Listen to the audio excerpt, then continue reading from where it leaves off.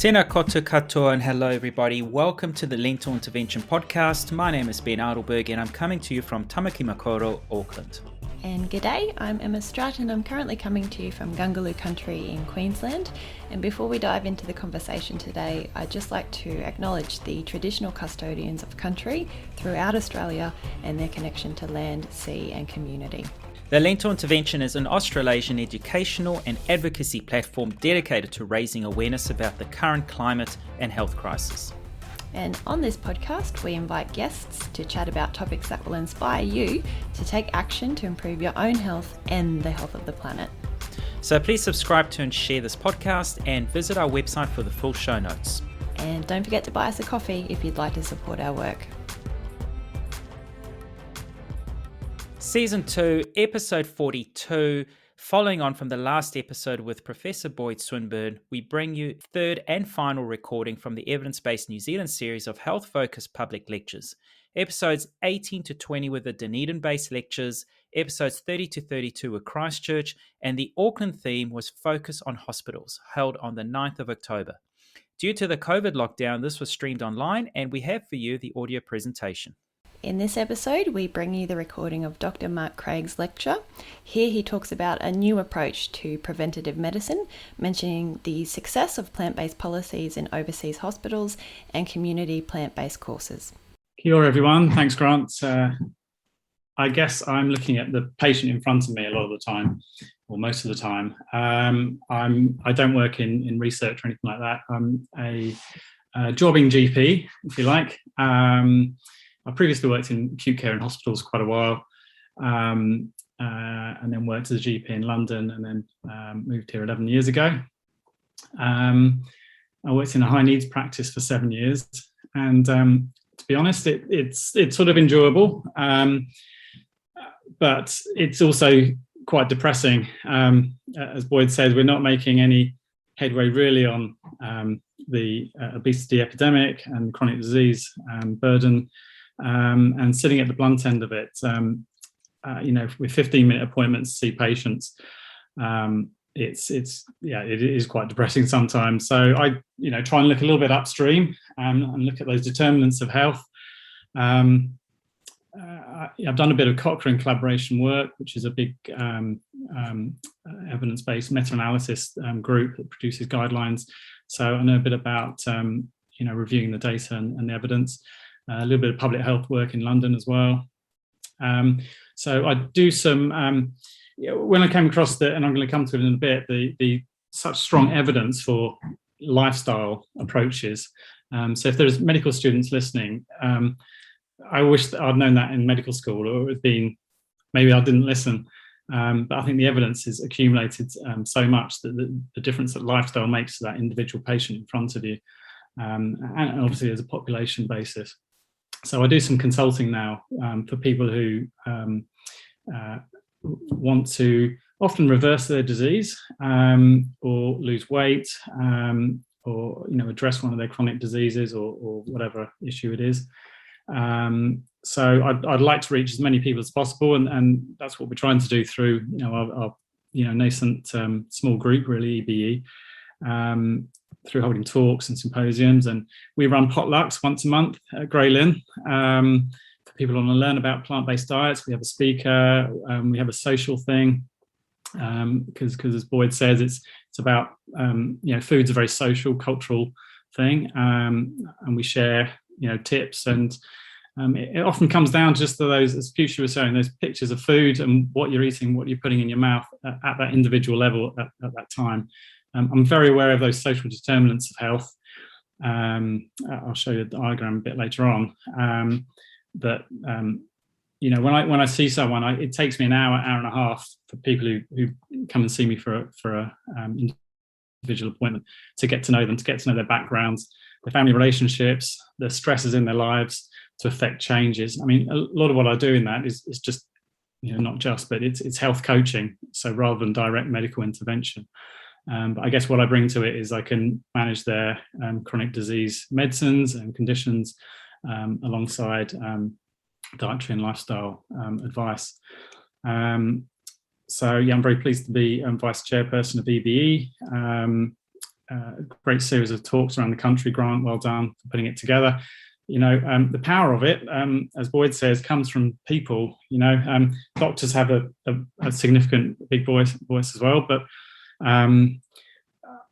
doctors can get a bit boring, I think, for the government in terms of just harping on about chronic disease problems and complaining about the way things are. So the power really comes from people, patients, if you like. And I know I've got several of my sort of patients who are / friends really, probably watching in tonight. When I came across the evidence for lifestyle and health, and it is so dramatic, it made me, like it does for a lot of people in public health, change my diet entirely. If someone had told me I was be following a plant-based type of diet, 10, 15 years ago, I'd have laughed at them. It wasn't on the medical agenda and medical education, hardly taught in postgraduate. When I mention it in my CME meetings, people, almost laugh at me or don't take it very seriously. And I don't blame people at all. It's the way the way the system's been set up. We have fast 15-minute appointments. We have to turn people over. You can get in brief interventions to try and change people's approach to their health and build up relationships over time, which is the benefit of primary care and general practice. But it is pretty challenging. And I've got some interest in the stake in the future. Well, we all do, but we've got a couple of kids who fully healthy children, 10 and 13 now, fully plant-based diet. And I'm going to come to a little bit of how plant-based you have to be a little bit later on. Obviously the whole world's not going to turn vegan overnight, but as many of the studies that Fuchsia talked about, and I'm going to bring up tonight briefly, indicate we need to move more in that plant-based direction at our individual levels of our food choices. So I guess I'm appealing to people who, the people who really need these interventions won't be listening or won't be here, as always the case. I'm appealing to people who have a bit of interest in their health, perhaps like yourself, Grant, or Peter, who have conditions they would like to reverse. The risk factors for, our commonest conditions, so heart disease, stroke, diabetes, cancer risk conditions. We can, do a lot to reverse those risk factors and lower your disease risk or reverse your disease. So I've got a lot of slides here. Fortunately, Fuchsia's nipped some of them in the bud, so I'll be able to gloss over a few of them because I know time's getting on this evening and people have probably had a lot of time on Zoom during this week. So yeah, I won't mention much about the health problem in New Zealand. We've covered a lot of it. I'm just going to go talk a bit about the evidence of plant-based diets for your individual health, some of the studies for it, some of these disease-specific studies of reversal. I mean, I think these are the most astonishing things. You can actually get reversal, and more in diabetes and other conditions. We've seen reversal starting to become a bit mainstream. But when you start talking about heart disease, as you did, and I know that was your galvanizing factor for really getting on this train, Grant. And these studies have been done. They're hard to do. We always need more of them, but they are there. And when the effect is so powerful, do we wait another 5, 10, 15, 20 years if you develop heart disease before adopting this type of diet? We're talking around a whole food, plant-based type of diet. I won't talk much about practical considerations because Fuchsia's covered some of that. And then the planet. So if you follow the British Medical Journal, yet again, and I know Boyd's been involved with the Eat Lancet Commission. Today's editorial in the BMJ was about promoting diets and health behaviours for being, which will also help the planet as well. So a lot of that's about food and other behaviours. Doctors do have and health professionals have a strong voice, and I think it's up to us. It's all our own individual duties to do what we can. And the first rule about this club is to talk about it, obviously, but in a non-confrontational sort of gently persuasive way, I suppose. I'm just going to start with a case study. Patients come back to me again and again, and it really astonishes me. This has changed the whole way I do medicine, really, trying to put that lifestyle stuff, and particularly the diet, I see as central. But I know there are lots of factors that affect what people choose to eat. But people who are, I guess, relatively health literate and able. So this is one of my patients last year, nearly age 69. I wish I'd started on a whole food plant-based diet even a few years earlier, but no one told me. Those are entrusted my health diagnosis and outcomes after the age of 60 resulted in standard treatment with prescription medicines, an ACE inhibitor that I was already taking, and a statin. No one ever talked to me about my diet or being overweight, obese, despite weighing, sorry, I've lost the edge of the screen there, but despite being significantly overweight in my early 50s at 162 centimetres. In all fairness to the medical profession, they may have been woefully ignorant about the role a plant-based type of diet can play in reversing and avoiding and limiting diseases. So 5 months into a plant-based diet, so excluding animal products, and the other key thing, obviously, as we mentioned before, is it's got to be whole foods. There's lots of plant-based crap out there surrounded by it, and it's responsible for as Boyd says, a very high proportion of the obesity and chronic disease issues we have. But there are some benefits to excluding some animal products from the diet. So her cholesterol reduced from 6.1 down to 4.5. Her LDL, bad cholesterol, reduced very significantly into good target ranges. Triglycerides came down, and that probably reduces her heart attack and stroke risk, by something like 30 or 40%, perhaps more. Lots of people have heart attacks and strokes with normal cholesterols, just because of the way the reference ranges are set. I think expectations are relatively low for what people can do with changing their diet. And 50% of heart attacks occur in people with normal cholesterols. Despite being told at an anaesthetic assessment a few weeks before I'd be on a statin, as high cholesterol is genetic. And she hopes it will go down further. So she reduced her weight down to a weight she hadn't been since she was 20s, or before she was an adult. Sleeping really well, blood pressure came down significantly, able to reduce her cilazapril, blood pressure medicine. People often report feeling good as well, good energy, sleeping well. Obviously, if you lose that amount of weight, everything feels a bit better. But healing from operations, as she says here, and other conditions tend to reduce or go away, such like gastritis and gut issues. So the problem, Fuchsia's shown this slide already. I won't labour through these, but huge long-term conditions taking up probably 80-90% of our health budget. That's where your health dollars are going. Very high obesity rates, comorbidities, very high diabetes rates there. So I'm just going to take the, there we are, a bit better, just minimising that. So I can reach the edge of the screen. Life expectancy for men and women there is still increasing, but healthy life expectancy is not so good. So people are said to be dying longer rather than living longer in some ways, living several years in not great health. In contrast with, as I'll come to a bit later, places such as the blue zone areas around the world, the healthiest, longest lived people, who tend to live and be self-caring and active and even working well into their 80s sometimes and into their 90s, and have the highest number of people living, or centenarians. Touched on equity issues. Mali living about 7.5 years shorter than Pakeha, European, and Pacifica about 5.5 shorter life years.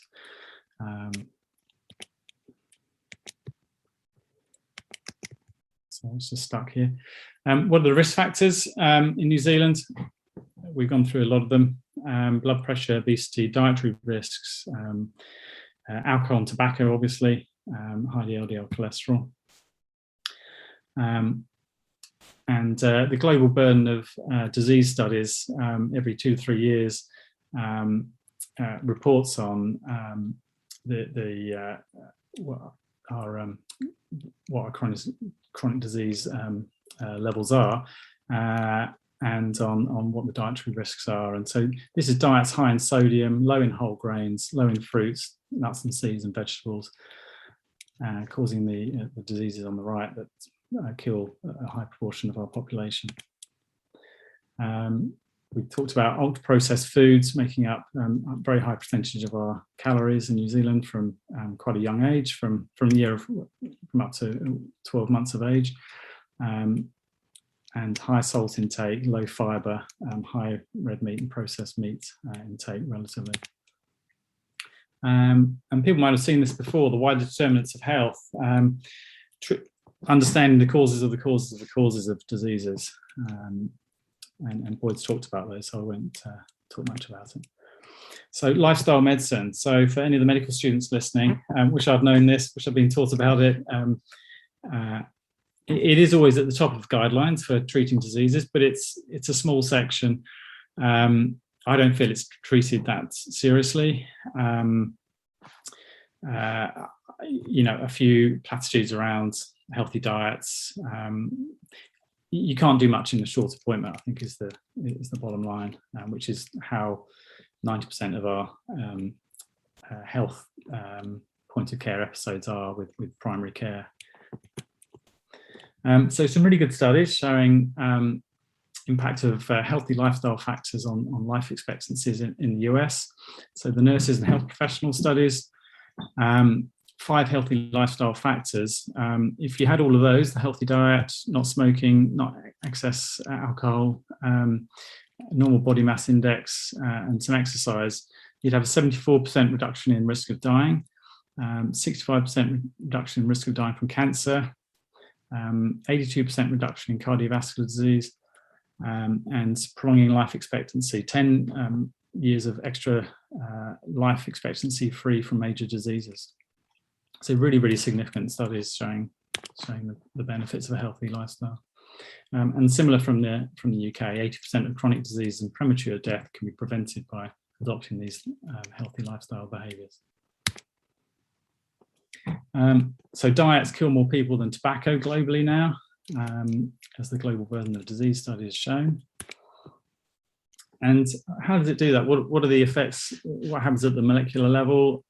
We have dyslipidemia, so high cholesterol, high blood fats, oxidative stress, that's reactive oxygen species from unhealthy foods, causing inflammation, the unhealthy gut microbiome, more and more becoming apparent about the role of the trillions of bacteria that live in our gut in terms of our immune system and regulation and reducing inflammation, and abnormal cell growth that can lead to things like tumours and cancer.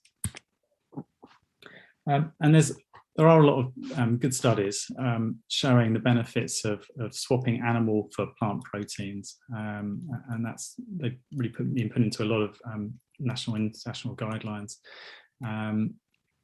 So in the nurses and health professionals studies and cohorts in Japan show that replacing even 3% of total energy in the diet from animal protein with plant protein can significantly reduce mortality for a number of causes in the order of 20 to 30%.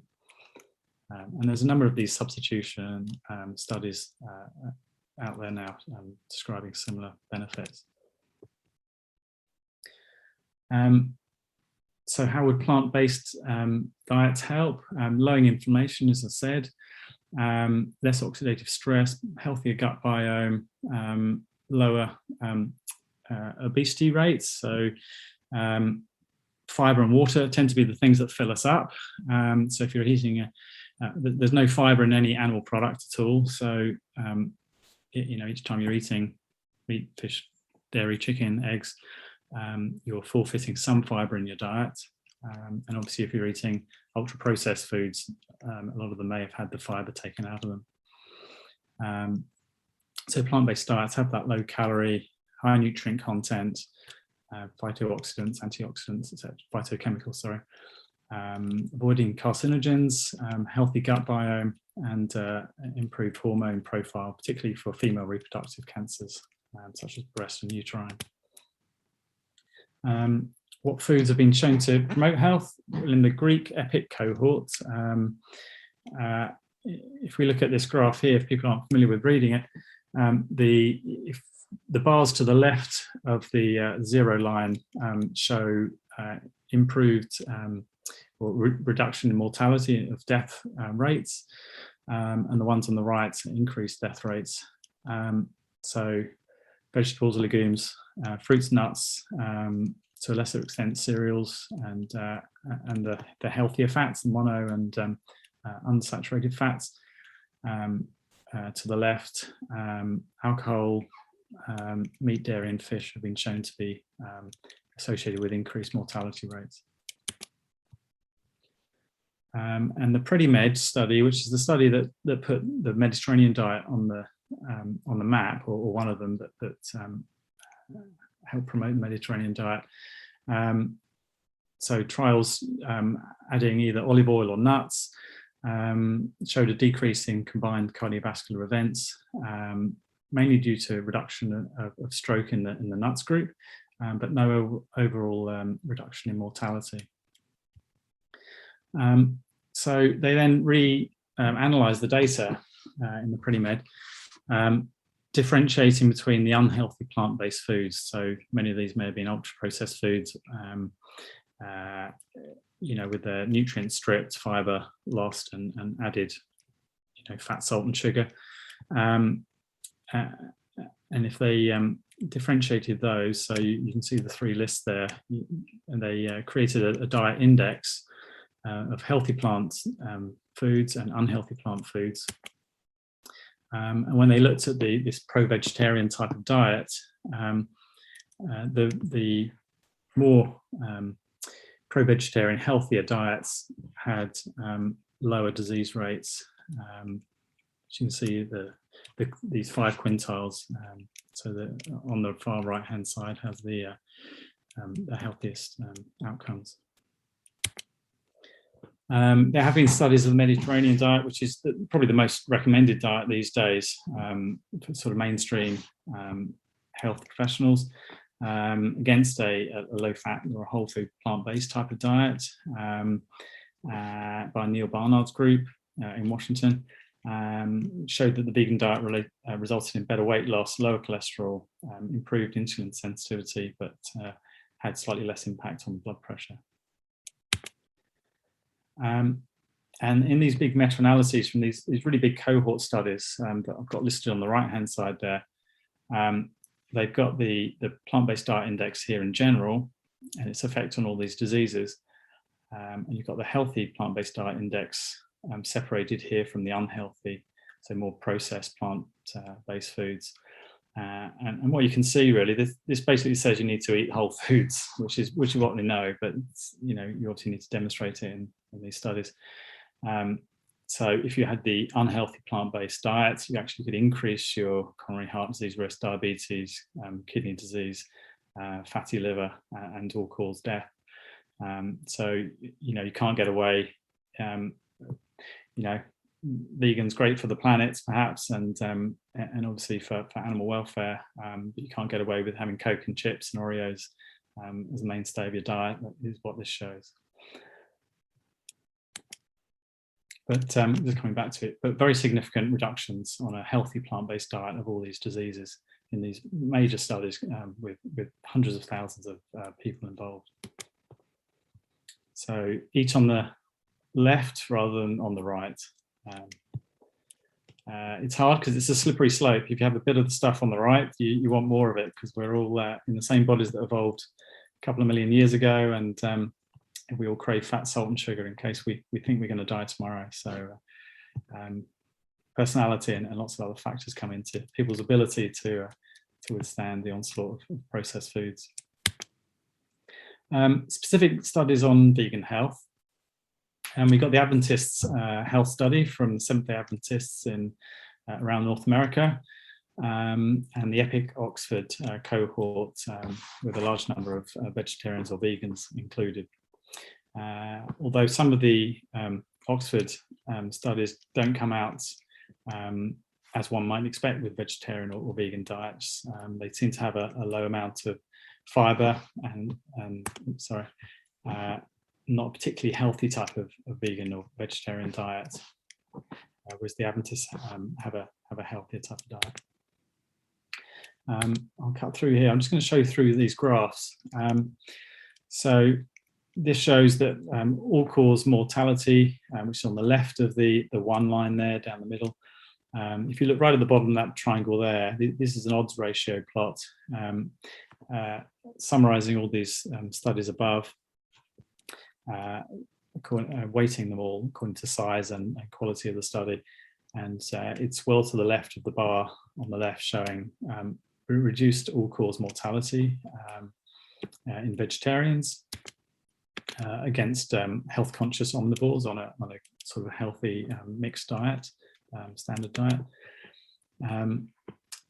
It also shows that the vegans are the only group with a healthy BMI in the Adventist health studies. So a healthy body mass index is 25 or less.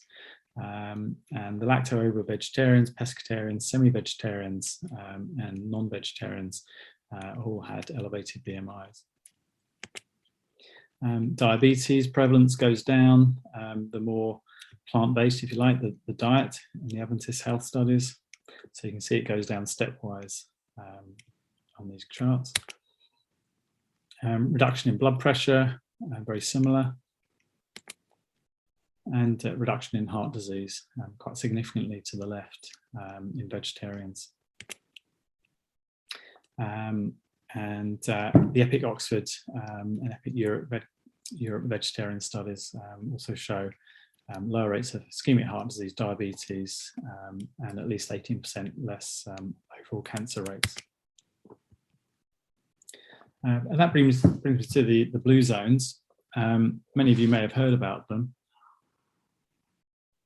These long-lived, healthy people that have been, analysed now for what they eat essentially and their lifestyles. Different places around the world, in the Seventh-day Adventists in California, the Nicoya Peninsula in Costa Rica, a couple of areas in the Mediterranean, and then the Okinawans. And they all have a lot of healthy lifestyle features, behaviours, social, regular, constant movement, social engagement, lower stress, no time urgency there in Okinawa. But right at the centre of it is a plant-centred diet. So often 90–95% plant-based so they all eat a bit of meat, fish, pork or something like that, depending on what part of the world they're from. But it's small amounts, and it's not the centre of the plate like we often have it here. It's the condiment or the flavour, and not every day. So yeah, this is the guide. If you go onto the Blue Zones website, there's a lot written on their healthy behaviours and ways you can eat like a Blue Zone person. So Loma Linda in California has one of the highest life expectancies in the world, 10 times more likely to live to 100 than typical Americans, 10 years longer than the national average. And just across the road in San Bernardino, they've got the opposite. They've got a much poorer socioeconomic group there, because the Loma Linda Hospital serves both populations, and they have quite a diversity of people who come into it. So our plant-based diets, I suppose we need more studies on them. Whole food plant-based, is it acceptable and does it work? Luke Wilson and Nick Wright's excellent study based in Gisborne in quite a relatively mixed, poorer socioeconomic group. These are hard studies to do. They had 65 patients. This was just published a couple of years ago. They all had either elevated BMI, and one of the diseases you see there, diabetes, heart disease, hypertension, or high lipids. And they just had education meetings or teaching on following a plant-based diet for 3 months. 75% completed the study to 6 months, and up at 12 months, 70% were able to be followed up, showing quite good adherence to the study. It's very hard when the end of a study happens. People often go their own way if it's not successful. So it's a mark of the success of the study that people stuck to it. So they had statistically significant differences in cholesterol reduction at 3 months and at 6 months in the subgroup analysis.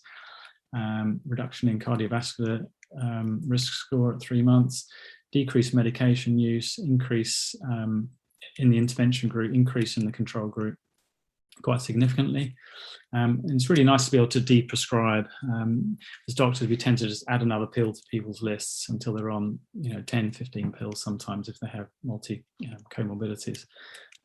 So it's great to be able to take pills off people. They really love it. And very significant weight reduction, such that this was actually, to their knowledge, that achieved the greatest weight loss of any other trial in the medical literature that doesn't limit energy intake or mandate exercise. Good thing about it, there's no calorie counting, no portion control. The diet is satiating in itself by the fiber and the water content. So people can eat ad libitum, so as much as they like. In this study, this chart from my friends Malcolm and Jenny, I show patients to show where the calories are in their food. These are all obviously whole foods. But if you eat to the left, the green side of the chart, you tend to lose weight or plateau. And the more food you eat to the right-hand side, and obviously processed foods, you tend to increase weight. And this works by the satiation effect of stomach distension being the number one thing that stops us eating more calories than we need. So interventional studies, people often say, this is Prof. Dean Ornish, who's done reverse heart disease and reverse early prostate cancer studies. This was published in The Lancet initially in 1990, before I went to medical school. And one might have thought it might change the way people approach cardiology. To date, I've only met one cardiologist in New Zealand, Patrick Ladding, who trained in Cleveland with one of the other reverse heart disease authors, who knows about trying to reverse heart disease with diet. So Dean Ornish had 48 patients with known coronary heart disease, shown on angiography, followed up for 5 years. No cholesterol lowering medication was used. And 82% showed regression of narrowing of their arteries, so atherosclerosis, at 1 year, and further regression was demonstrated at 5 years. This is shown radiologically, so these are really hard studies to do, to put someone on a diet. They also had I should have said that other factors such as exercise was involved, stopping smoking, which obviously can make a significant difference, and stress management. But really significant changes there. To reverse heart disease was, unheralded really, until this time. And I see a number of people who've read Ornish's study.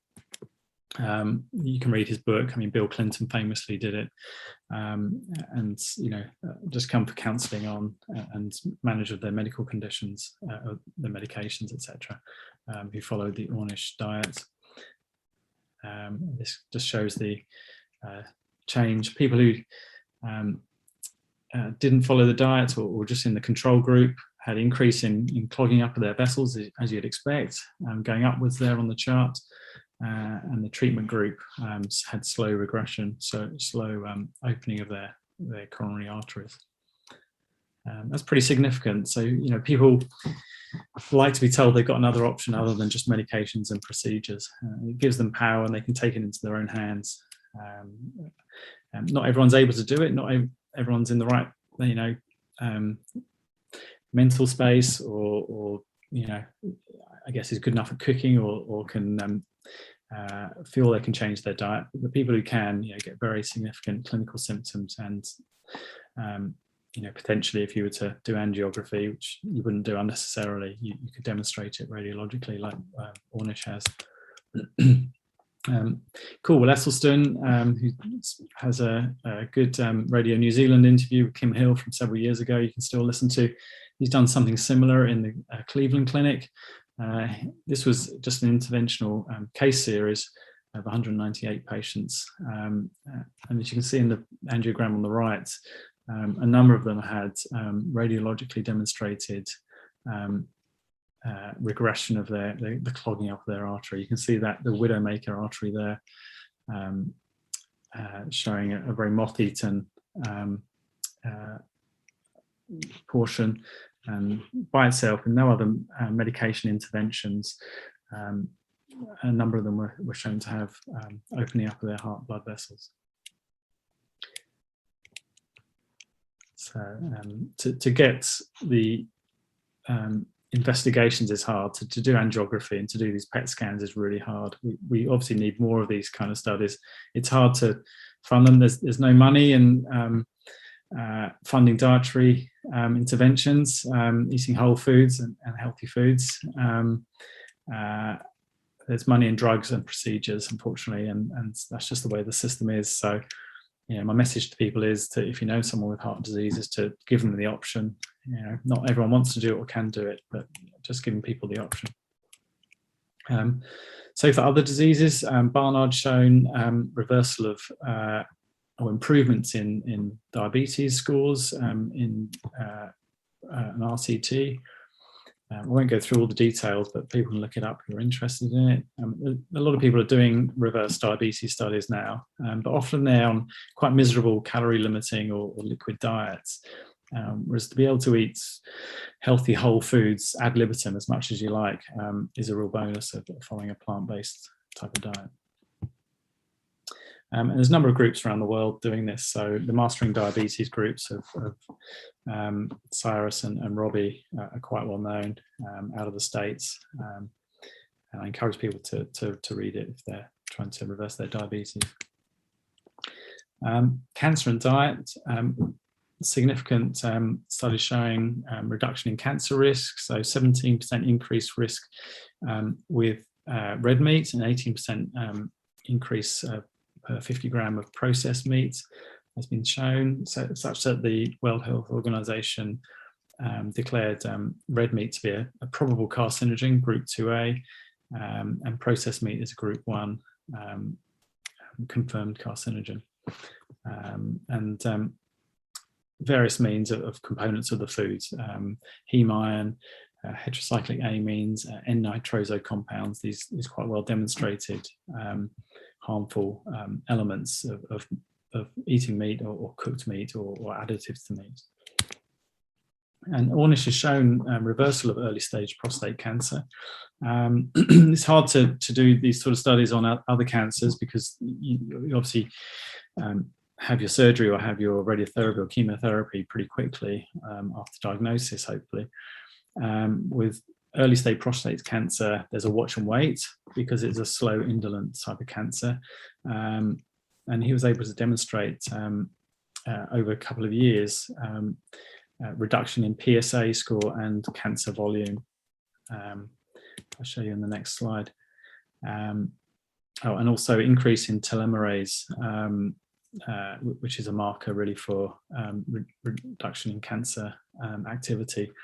And on the right-hand side there, you can see the red heat map before the intervention, before changing diet, going to green, showing reduction in oncogenic activity, so cancer-promoting activity. And this is an MRI scan of someone's prostate with prostate cancer, showing a reduction in PSA from 6.5 to 4.5 and corresponding reduction in cancer volume. So it's pretty cool stuff, really. If I had prostate cancer, I'd want to know about it. I want to have that option. And the WHO and the World Cancer Research Fund have, as you can see on the left, have a whole food or a diet rich in whole grains, vegetables, fruits and beans as a big part of their prevention, and also post-diagnosis for people with cancer. It's been shown people have improved survival curves with healthy lifestyles, particularly including healthy diets and of the nature of a healthy plant-based type of diet. Because plant-based diets address the root of the cause, so reducing inflammation, as I say, the oxidative stress, insulin resistance, improving gut biome, gene expression, addressing the short telomere issue. They're like the fuses of the end of the DNA. The more they unravel, the more trouble you're potentially in. DNA damage and hormone dysregulation.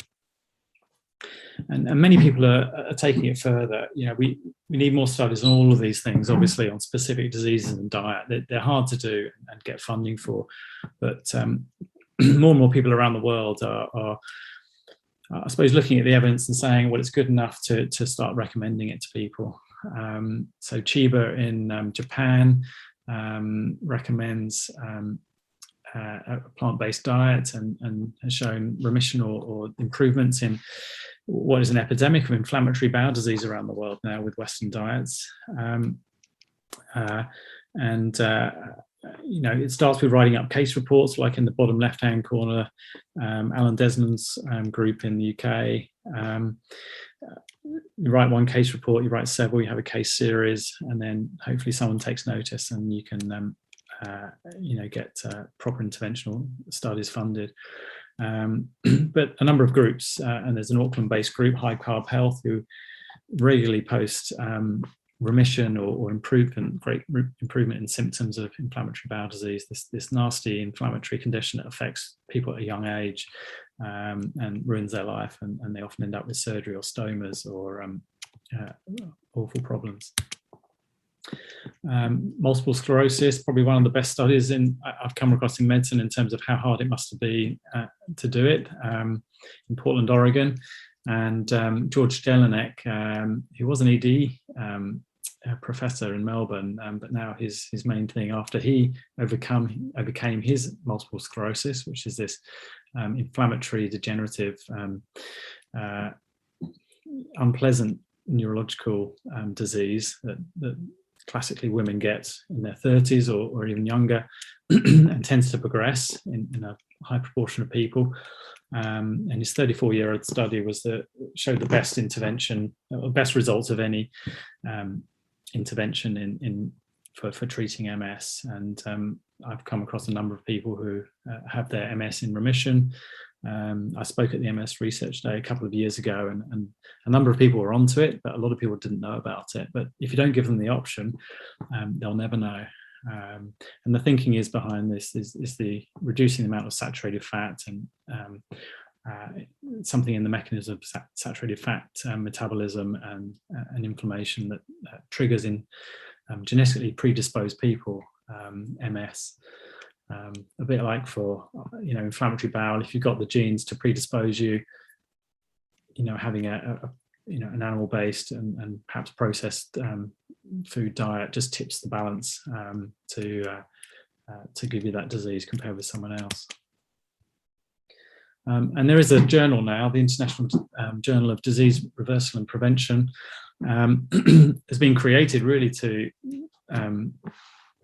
as the name says, to put case reports in of often conditions that you wouldn't think are reversible or improvable with diets, renal conditions, lupus, heart disease, lymphomas. And this is how it starts really. As I say, you need to write case studies, get case series, and then people start to take note. That's how medicine's evolved through the decades anyway. I won't talk about the nutrients because Fuchsia's covered all of it, but you must take B12. You've got to watch your calcium. There's this risk of increased fractures for people not getting enough calcium in their diet.